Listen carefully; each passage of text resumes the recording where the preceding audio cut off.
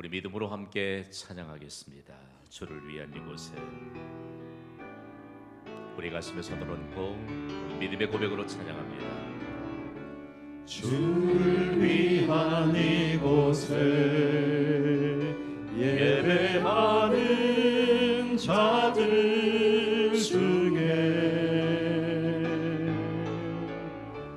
그가 찾는 이 없어 주님께서 슬퍼하시네.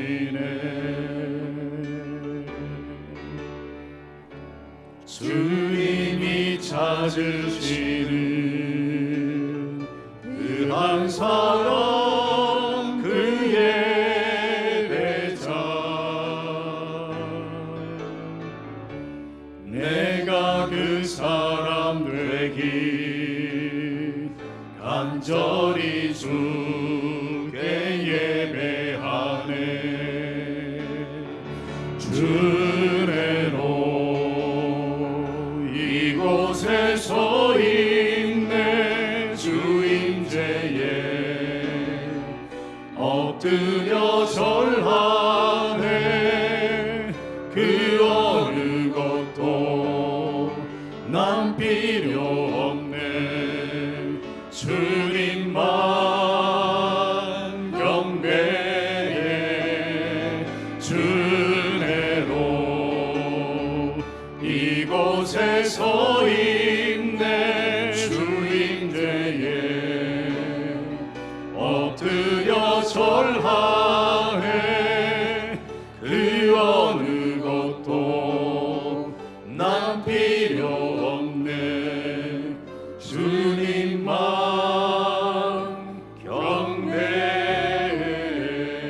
경배해. 할렐루야. 오늘 이 예배에 하나님의 크신 은혜가 예비된 줄 믿습니다. 받으세요. 믿음으로 받으세요. 목적이 이끄는 40일 캠페인이 은혜 가운데 진행되고 있습니다. 오늘도 믿음으로 예배하는 자들마다 근본적인 변화의 증거가 있기를 축복합니다. 우리 다 함께 선포합니다. 도전 40일, 은혜 40일, 회복 40일, 기적 40일. 우리가 선포한 믿은 대로 이루어지게 될 줄 믿습니다. 우리가 이 세상에 존재하는 이유가 무엇입니까? 인류 역사에는요, 우리가 이 세상에 존재하는 것을 삶으로 증명한 믿음의 사람들이 많습니다. 우리가 만나는 모든 사람들을 통해서 하나님의 형상을 발견하는 것으로 우리가 왜 이 세상에 존재하는가를 증명하고 있습니다. 북아프리카의 성자로 불리는 어거스틴을 여러분이 기억하실 것입니다. 어거스틴이 북아프리카의 성자로 그리고 모든 그리스도인의 표본으로 세워지게 된 특별한 은혜를 경험했던 계기가 있습니다. 그가 어느 날처럼 변화된 이후에 길거리를 가는데 얼굴이 아주 흉측하게 문드러진 나병 환자 한 사람을 보게 됩니다. 그는 순간 주머니를 뒤졌습니다. 자기의 돈이 있다면 그를 도와주고 싶었기 때문입니다. 그러나 주머니를 뒤져봐도 돈이 없습니다. 그래서 그냥 지나칠까라고 하는 생각이 들었는데 결코 그럴 수가 없었습니다. 그를 보는 순간 주님의 마음인 긍휼이 솟구쳐 올라왔습니다. 그때 이런 생각을 갖게 되었습니다. 저 문드러져서 흉측하고 초라하기 짝이 없는 나병 환자를 내가 그리스도의 사랑으로 한번 꼭 안아주었으면 좋겠다. 용기를 내어서 그에게 가까이 다가갔습니다. 여러분, 아무도 나병 환자 가까이 다가가지 않잖아요. 그리고 그를 꼭 끌어안아 주었습니다. 그 순간요, 흉측하게 문드러졌던 그의 얼굴이 환하게 미소 짓는 예수 그리스도의 형상으로 바뀌는 것이었습니다. 그때 그는 느꼈습니다. 내가 왜 이 세상에 존재하는가? 삶의 목적을 경험하고 난 이후에 그는 평생 동안 성자로 불리는 삶을 살게 되었고 주님 다시 오실 때까지 전무후무한 그리스도의 제자다운 삶을 살았습니다. 40일 캠페인이 진행되고 있습니다. 아직까지 사람을 밀어내는 것이 있다면 여러분, 우리 은혜를 헛되이 받은 것입니다. 아직도 사람을 향해 적당한 거리를 두고 있다면 우리 구원 헛되이 받은 것입니다. 오늘 하나님은 충격적인 선언을 우리에게 말씀하십니다. 어거스틴이 평생 동안 그런 삶을 살다가 자신의 살아가는 목적이 무엇인가를 알면서 그런 실천적인 삶을 살면서 영원한 하나님의 나라로 옮겨갔잖아요. 경신교회는 말씀의 바탕 위에 세워진 교회입니다. 믿으시면 아멘 하세요. 세상에 가치 없고 세상에 부질없는 것으로 이 강단이 단장되지 않습니다. 우리는 지금까지의 교회 역사 가운데 서로의 모습 속에서 하나님의 형상을 발견하고 우리는 이런 축복의 인사를 잊지 않았습니다. 오늘은 서로에게 이렇게 축복하겠습니다. 당신을 보니 하나님을 본 것 같습니다. 시작. 구원받은 하나님의 자녀된 그리스도인은 서로의 모습 속에서 하나님의 형상을 발견할 수 있어야 합니다. 여러분, 얼마든지 이 마음을 숨길 수 있어요. 숨기고 살아갈 수 있습니다. 그러나 우리가 서로의 모습을 통해서 하나님께 진지한 모습이 사람에게 드러나지 않는다면 그건 슬픈 인생을 사는 것이에요. 여러분, 사람이 말로 모든 것 다 표현할 수 있을 것 같아요. 사람과의 관계를. 그렇지 않습니다. 오늘 우리에게도 오늘 이런 고백과 함께 더불어서 서로에게서 하나님의 형상을 발견하기 위해서 무엇을 알아야 되느냐? 우리가 바로 다름 아닌 하나님의 가족으로 태어났다는 사실을 반드시 확인해야 합니다. 우리는 하나님의 가족입니다. 가슴이 설레이는 고백이 우리에게 기전에 들려오잖아요. 우리 성도님들 가운데 정말 식사하고 차 한잔 나누고 그때마다 정말 얼마나 참 감동적인지 그때 고백하는 고백의 내용이 있습니다. 우린 가족이잖아요. 여러분, 아무런 반응이 없습니까? 우리 가족이잖아요. 여러분, 대답 못하는 사람은 저하고 한 번도 식사 한 끼 못 나눠본 사람이에요. 대답 못하는 분은 저에게 한 번도 커피 한 잔도 못 나눠본 분들이에요. 여러분의 속을 좀 뒤집어내야 될 필요가 있어요. 가끔 목회자에게 질문하거든요. 당신 교회 성도들하고 과연 식사를 얼마 만에 한 번씩 하는 것이고 또 얼마 만에 차를 한 잔 나누느냐. 여러분, 영적인 지도력이 필요하지 않는 사람은 한 사람도 없습니다. 유능한 스포츠 스타들, 그들에게 왜 코치가 필요해요? 그들에게 왜 감독이 필요하지요? 저 역시도 마찬가지예요. 모두에게 영적인 지도력이 필요합니다. 오늘 영적인 지도력에 대한 사모함이 여러분에게 있기를 주님의 이름으로 축복합니다. 걷어내야 은혜가 임해요. 오늘 일부 예배도 아무도 안 가시더라고. 축도 끝나고 서로를 축복하는데 그리고 나서 다 가셨어요. 여러분, 우리가 남입니까? 가족이에요. 우리가 하나님의 가족으로 태어났다는 사실을 알지 못하면 여러분, 정말로 우리의 신앙생활은 아무런 의미가 없습니다. 우리 목적이 이끄는 40일 캠페인을 새벽 기도로 함께 진행하고 있잖아요. 매일 새벽마다 봐요. 우리의 혈연적인 관계인 가족들 얼굴 하루에 못 보는 때가 많지요. 그리고 빈번하게 보지 못해요. 저도 7남매 막내인데 지금은 다들 자손들이 번성했기 때문에 1년에 한 차례씩 하계 모임을 갖자. 그래도 못 모일 때가 있어요. 우리는 매일 만나잖아요. 매일 만나면서도 왜 우리에게 근본적인 변화가 일어나지 않을까? 왜 꼭 가족이 아닌 그런 사람들로 지내게 될까? 문제예요. 여러분, 오늘 우리에게 있어서 새벽에 진정한 하나님의 가족들의 모습들이 지금 보여주고 있잖아요. 새벽에 이곳에서 하나님의 가족인 것을 확인하는 사람들. 오늘 우리에게 이 모습들을 통해서 우리가 하나님의 가족이다 라고 하는 사람들을 우리가 알 수만 있다. 오늘 우리의 만남을 통해서 하나님이 우리가 하나님의 가족인 관계인 것을 서로의 모습 속에서 분명하게 고백할 수 있다면 하나님의 역사는 임하게 될 줄 믿습니다.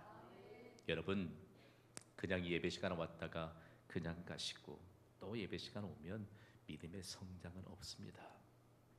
저 목사가 조금 말 좀 잘했으면 좋겠는데 아니요, 저는 바른 말씀 전달해야 돼요. 그나마 1시간 동안 왔다가 좋은 듯 많은 듯 우리 교회는 없는데 꼭 있더라고요. 또 마음이 아파. 우리 교회 예배 분위기가 그래도 최상인 것을 믿으시면 아멘 하세요. 처음부터 주무시는 분들은 내 탓 아니라니까요. 그렇죠. 저런 분들은 처음부터 자, 처음부터. 오늘 우리에게서 얼마나 영적으로 어두워져 있는지 몰라요. 우리가 하나님의 가족인 것을 알므로 지금 2번째 주간이 지났습니다. 우리가 이 세상에 존재하는 첫 번째 목적만을 우리가 나누었을 뿐인데 하나님의 역사가 임하고 있습니다. 오늘은 우리가 이 세상에 존재하는 2번째 목적을 나눌 것입니다. 우리가 이 세상에 존재하는 2번째 목적은 무엇입니까? 교제입니다. 교제를 위해 우리가 이 세상에 존재하는데 우리가 하나님의 가족으로 태어났다는 것을 반드시 알아야 합니다. 선포할까요? 우리는 하나님의 가족으로 태어났다. 우리가 하나님의 가족으로 태어났습니다. 오늘 본문이 로마서 12장 5절은 이런 충격적인 선언을 합니다. 우리 소리 높여 함께 읽습니다. 시작. 이와 같이 우리 많은 사람이 그리스도 안에서 한 몸이 되어 서로 지체가 되었느니라. 아멘. 우리는 그리스도 안에서 한 몸이 되었습니다. 우리가 그리스도의 몸인 교회 안에서 교회의 구성원이 되었다는 것입니다. 믿어지시면 아멘 하세요. 그 몸을 얘기할 때 그리스도의 몸인 교회, 그리스도의 몸인 교회를 구성하고 있는 구성원이 되었고 우리가 한 몸 되었다는 것은 서로가 서로를 필요로 한다는 말씀입니다. 여러분은 절대적으로 제가 필요로 하는 분들입니다. 여러분에게 혹시 저는 전혀 필요하지 않는 존재라고 그렇게 생각하고 있지는 않습니까? 목사가 전화를 하는데 받을까 말까 고민하는 분들이요, 이제는 그러지 말기를 주님의 이름으로 부탁을 드립니다. 조금 분위기가 좀 심상치 않죠? 여러분, 우리에게 얼마나 중요하고 서로가 서로에게 필요해요.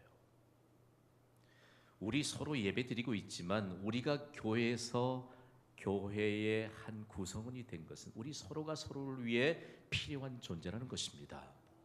이 사실을 아는 것이 바로 하나님의 가족으로 태어났다는 것을 아는 것이지요. 아무리 잘난 사람도 혼자서는 할 수 없는 일들이 있음을 인정해야 됩니다. 20세기 후반에 가장 사랑받았던 기독교 의사요, 심리학자요, 그리고 저술가였던 스위스의 폴 트루니에는 이런 고백으로 세상을 흔들어 놓았습니다.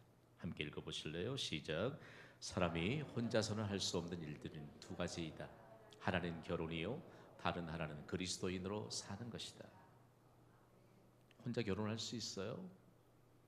정신이 어디 나간 사람이죠. 여러분, 그리스도인으로 사는 것은 처음부터 혼자서 살 수 없는 것입니다. 이럴 때 아멘 하세요. 사단은요, 우리가 이 사실을 알면서도 그대로 그냥 달라둔 채 지내는 사람들의 마음을 꽉 붙듭니다. 그러면서 홀로 외톨이가 되기 시작하면 영적 외톨이는 하나님도 감당 못해요.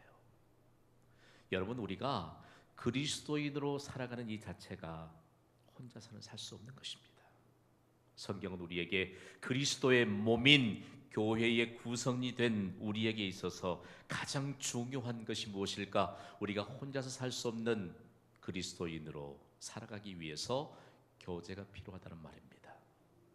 그럼 성경이 말하는 교제는 도대체 무엇일까라고 하는 것입니다. 이 교제를 우리가 그냥 일반적인 단어를 가져서 이해할 수 없습니다. 성경이 말하는 교제는 거룩한 사귐을 뜻하는 코이노니아입니다. 여러분, 우리말로 다 해석할 수 있으면 뭐가 걱정이겠어요? 존중해야 될 단어들이 있습니다. 이것을 우리가 배웠을 때 이걸 고유명사라고 합니다. 그건 모든 나라, 모든 언어에 다 통용이 되는 것이죠. 따라합시다. 코이노니아.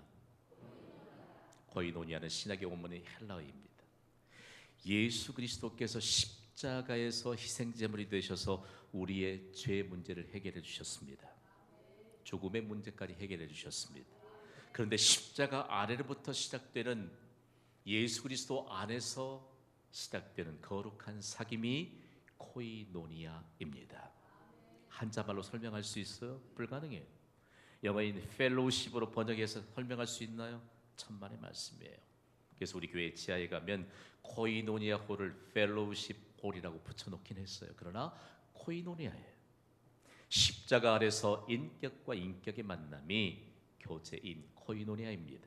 십자가 아래서 영과 영이 함께 만나는 것입니다. 십자가 아래서 마음과 마음을 함께 나누는 것입니다. 결론은 그리스도 안에서 삶의 나눔이 교제인 코이노니아입니다. 좀 더 줄여볼까요? 삶의 나눔입니다. 제가 거기에 멀리 있을 때 성도들이 수술한다는 연락이 있으면 멀리 있어서 못 오잖아요. 시간과 공간을 초월할 수 없는 존재이기 때문에 전화 붙들고 기도해요.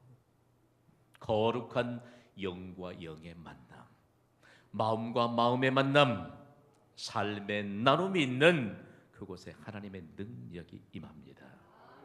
여러분, 우리가 가까이 있을 땐 더할 나위 없죠. 오늘 우리의 예배와의 만남이 있다면 우리의 삶의 나눔으로 증명되어야 합니다.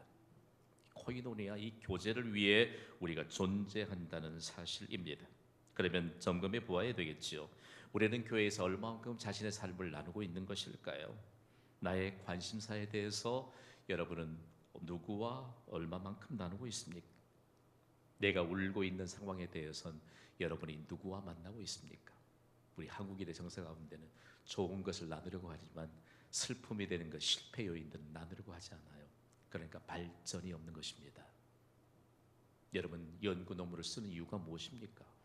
내 경험과 그리고 실제적인 경험을 통해서 다른 사람과 함께 나누는 거 아니에요? 논문을 표절하면 말이에요, 큰일 나는 이유가 거기 있어요. 오늘 우리의 삶으로 증명해야 될 삶이 예수 그리스도의 십자가 아래서부터 시작되는 거룩한 사귐인 코이노니가 없다면 그런 그리스도의 삶을 증명할 수 없어요. 끼리끼리 모이는 학부 모임이나 가세요. 그 모임에 가서 누가 좀 마음에 거슬리고 하면 그 모임 안 나가잖아요, 여러분. 그것이 우리 교인들 간의 교제라고 오해할 수 있다고요.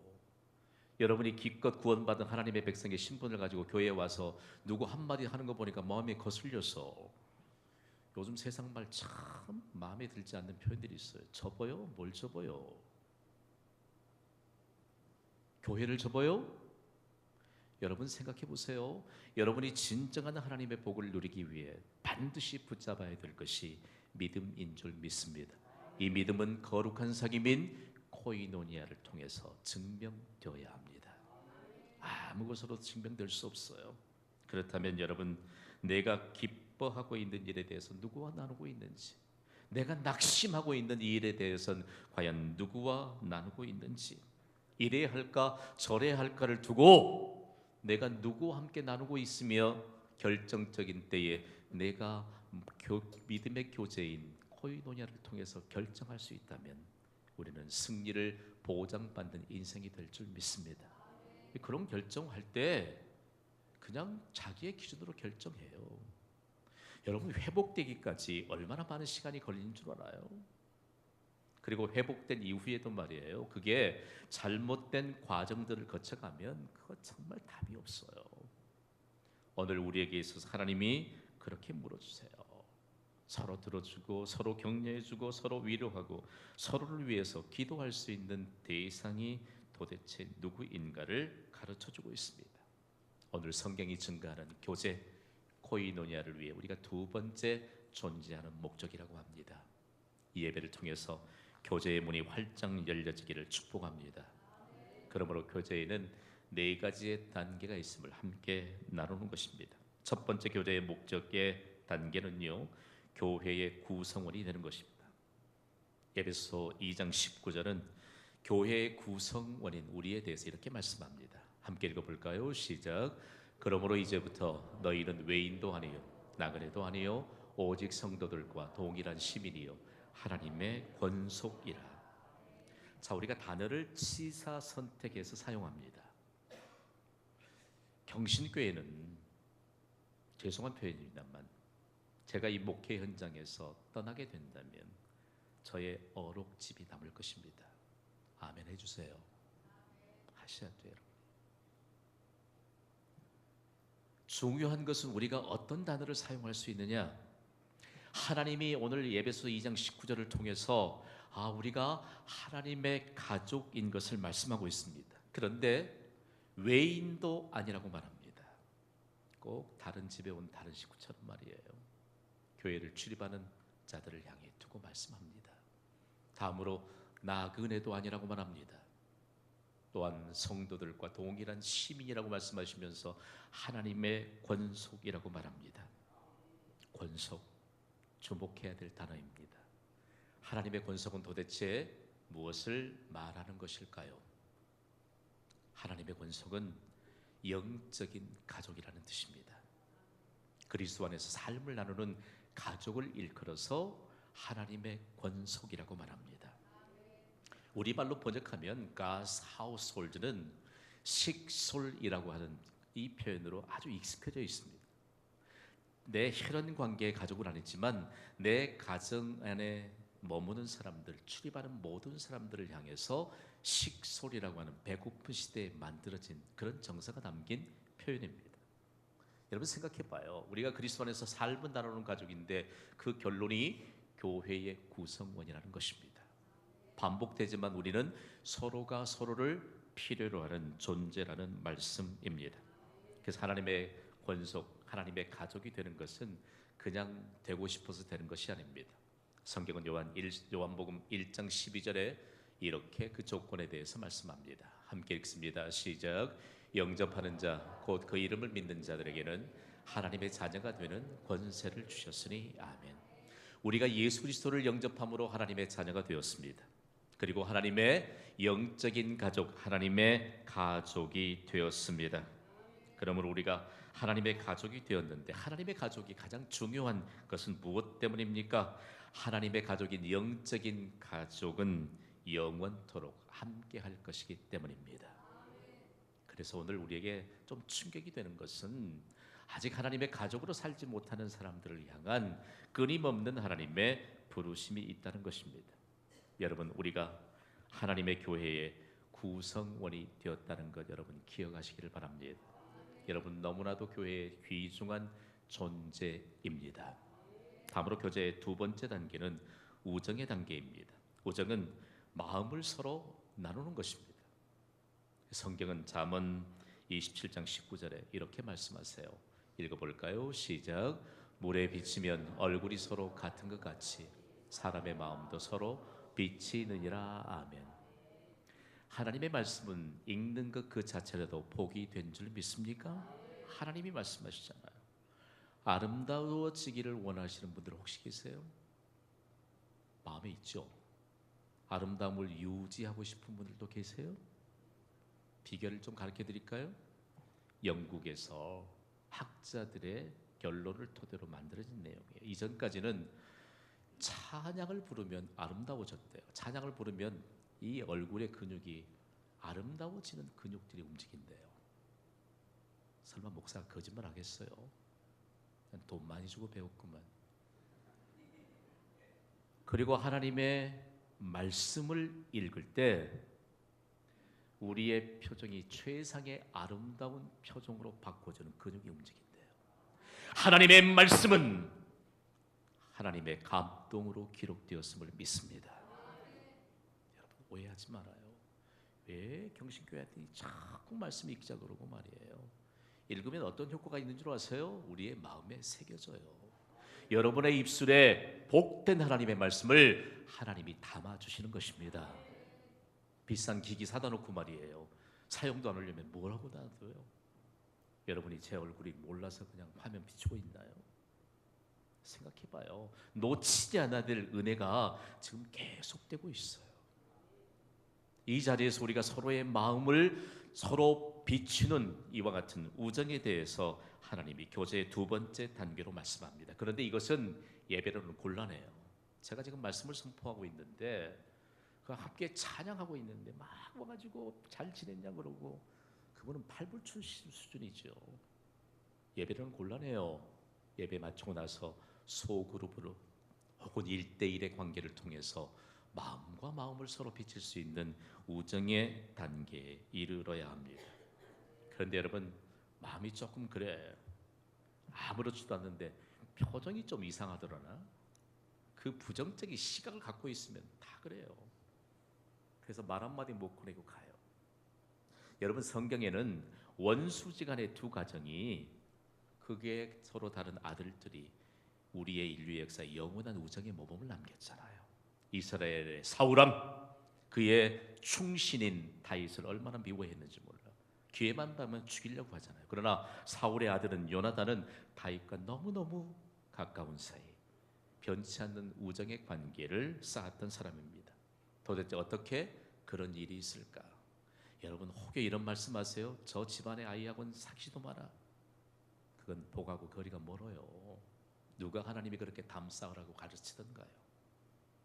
여러분의 자녀들 그렇게 가르치면 그 자녀들이 철들면요 다 파악해요. 뭐 통제 못해요. 존경심 다 떠나요. 성경은 사무엘상 20장 42절에 그 두 사람이 어떻게 이런 우정의 관계를 쌓았는가를 그 비밀을 이렇게 증거하잖아요. 함께 읽습니다. 시작. 요나단이 다윗에게 이르되 평안히 가라. 우리 두 사람이 여호와의 이름으로 맹세하여 이르기를 여호와께서 영원히 너와 너 사이에 계시고 내 자손과 내 자손 사이에 계시리라. 아멘.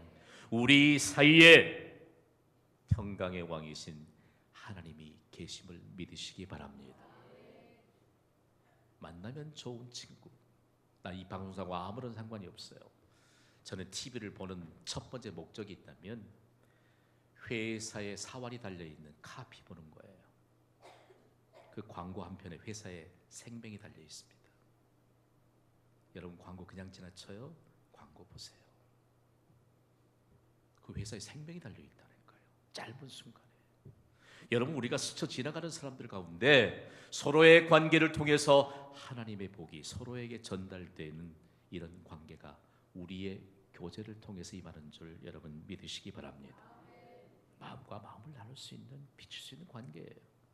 다음으로 교제의 세 번째 단계는 동역의 단계입니다. 경신교회 설립부터 교회가 동역하는 곳이요. 그리고 우리가 서로가 하나님의 동역자인 것을 증거해 왔고 지금까지 강조해 오고 있습니다. 고린도서 3장 9절은 이렇게 증거합니다. 함께 읽습니다. 시작. 우리는 하나님의 동역자들이요 너희는 하나님의 밭이요 하나님의 집이니라. 아멘. 아멘. 동역자는 무엇일까요? 동역자는 하나님의 동역자인 교회를 통해서 세상에 널리 그 본래의 의미를 전달했던 단어입니다. 동역자는 동일한 목적을 따라서 함께 일하는 자입니다. 하나님의 농장인 교회에서 하나님을 위해 함께 수고하는 자입니다. 그런데 우리가 하나님의 영광을 위해 함께 수고하지 않으면 개인적인 감정이 앞설 수 있습니다. 이 사람에겐 모든 것이 다 섭섭해요. 마음에 들지 않아요. 여러분 우리의 힘이 서로 합력될 때 하나님의 능력이 온전함을 증거할 수 있습니다. 여러분 거창한 나무 한 그루 한 그루의 거목보다는 울창한 숲이 아름다운 법입니다. 진리예요. 진리예요. 여러분이 한 그루의 거목이 되고 싶으십니까? 아니에요. 울창한 숲을 이룰 수 있는 그야말로 겸손함으로 무장된 한 그루처럼 우리가 함께 모여 하나님의 역사를 이루는 것입니다. 그렇다면 성경이 말하는 동역자를 통해서 어떤 하나님의 은혜가 임할까? 동역자라고 말할 때 꼭 이렇게 얘기해요. 육적인 관계인 동업하는 사람들로. 여러분 동업은 이해관계가 있습니다. 동업자하고 50% 나누겠다고요? 이 마음이 유지될까요? 거기에 1%만 자기의 욕심이 가미되면 깨져요. 여러분, 교회는 동업자들이 모여 있는 곳이 아닙니다.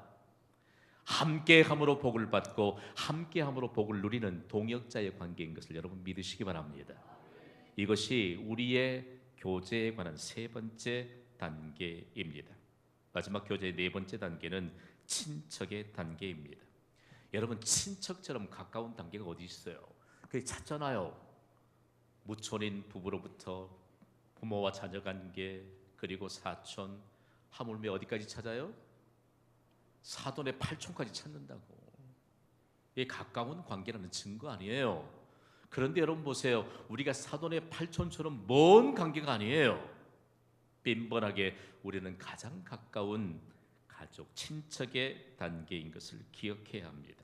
그래서 여러분, 우리는 사실상 하나님의 가족들은 혈연 관계를 맺은 친척보다도 훨씬 더 빈번하게 만납니다. 몇십 년 만에 갔는데 얼굴은 모르는 사람들이 뭐 몇촌 된다 그러고 그렇게 소개하잖아요. 감동이 막 일어나던가요? 헤어지면 또 그만이지. 생각해봐요. 뭐 장례식장이나 결혼식장에 가면 전혀 얼굴도 모르는 사람들이 친척이라고 말해요. 무슨 마음이 가요? 식사 함께 하고 끝나면 그걸 언제 볼 줄 알아요? 생각해봐요. 그러나 우리는 하나님의 가족은 친척의 단계인 것을 세상을 향해 증명해내야 된다는 것입니다. 그래서 마지막 결론적으로 이렇게 고백해요. 우리는 하나님의 가족입니다. 이것이 가장 우리가 받은 특권 중에 특권이에요. 그러면 우리가 어떻게 하나님의 가족으로 살까? 하나님의 가족으로 산다는 것은 도대체 무엇일까요? 제 가슴 속에 지워지지 않는 한 가족이 있습니다. 그리고 그 가족 안에 한 여자아이가 지워지지를 않아요. 제가 호주에서 1년 동안 머물면서 학업에 정진하다가 미국으로 건너갔잖아요. 그때 학생 비자를 갖고 있기 때문에 학생 비자 신분으로는 공립학교에 못 보내는 것이 호주의 법이에요. 비싼 등록금을 내고 사립학교인 크리스찬 스쿨에 보내야 돼요. 그런데 목사와 선교사 가족들에겐 80%의 스칼라십 장학금을 줍니다. 부담을 많이 덜어주는 거죠. 그래도 부담돼요. 그런데 이 학교에 갔더니 한국인 아이들처럼 생긴 아이들이 있어요. 이제 사진 보여주면 돼요. 이 아이들이 7명입니다. 한 아이를 제외하고 모두 한국 아이들이에요. 그런데 한국 아이들 가운데 3아이가 호주인 가정으로 입양된 아이들입니다. 맨 중앙에 있는 표시된 그 아이를 주목해 주세요. 아이미라고 하는 이름을 가진 아이인데 호주인 가정에 입양이 됐거든요. 그런데 이 아이를 우리 아이들이 다니는 크리스천 스쿨에 가면 만나지요. 그리고 제가 영구 목사로 있던 호주 현지 교회에 가면 거기서 또 만나요. 그런데 그때마다 이 아이가 제 아내의 품에 꼭 안기는 것입니다. 가슴이 뜨거워지고 눈물이 나요. 이 아이가 제 아내를 볼 때마다 꼭 껴안아요. 안겨요, 한참 동안. 왜요? 자기하고는 피부 색깔도 다르고 많은 것이 다른 호주인 양 어머니하고는 다른 그런 이미지가 있기 때문이에요. 계속해서 안겨요. 마음에 그냥 뜨겁게 끓어오르는 것. 이 아이가 왜 한국에서 버려져서 이렇게 호주인 가정에 입양됐을까? 그런데 감사한 것은요, 그 아이는 호주 시민권자이기 때문에 비싼 등록금을 내고 그 크리스찬 스쿨에 다녀야 될 필요가 없어요. 그럼에도 불구하고 양부모인 호주인들이 자신들이 하나님의 가족으로 태어났음을 알기 때문에 양 아이마저도 비싼 등록금을 주고 크리스찬 스쿨에 보내는 목적이 있잖아요. 하나님의 가족으로 자라도록. 그 아이가 지금이요 20세 중반이 된 중반의 청년으로 자랐을 것입니다. 오늘 우리가 이 말씀을 받으면서 우리가 하나님의 가족으로 산다는 것이 뭡니까, 여러분? 기초적인 삶의 양상 하나도 세우지 못하면서 이렇게 가면서 저렇게 가면서 신앙의 문제로 고민하는 것이 아니요, 내가 하나님의 가족으로 태어났고 내가 하나님의 가족으로 산다는 것이 무엇이고 내 가족 안에 있는 가정 안에 있는 가족들이 하나님의 가족으로 살아야 된다는 사실 앞에 우리가 얼마만큼 하나님 앞에 눈물로 호소하고 있는가. 우리가 빈번하게 만나는 지인들이 나로 인하여 하나님의 가족으로 세워져야 될 것을 여러분 믿습니까? 이런 것이 없다면 우리에게 도대체 믿음이라는 것이 무엇일까요? 그러니까 모든 것이 부담이 되는 것이지요. 이번 40일 목적이 이끄는 캠페인 동안 여러분 은혜 받으시기 바랍니다. 은혜 받아요. 은혜 받지 않으면 뿌리 없는 나무 같아요. 새벽에 강조하지 않아도 여러분 나와서 기도해요.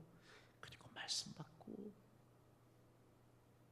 하나님이 얼마만큼 우리가 하나님의 가족으로 산다는 것을 우리의 삶으로 보기를 원하시는지 모릅니다. 저는 참 감사했습니다.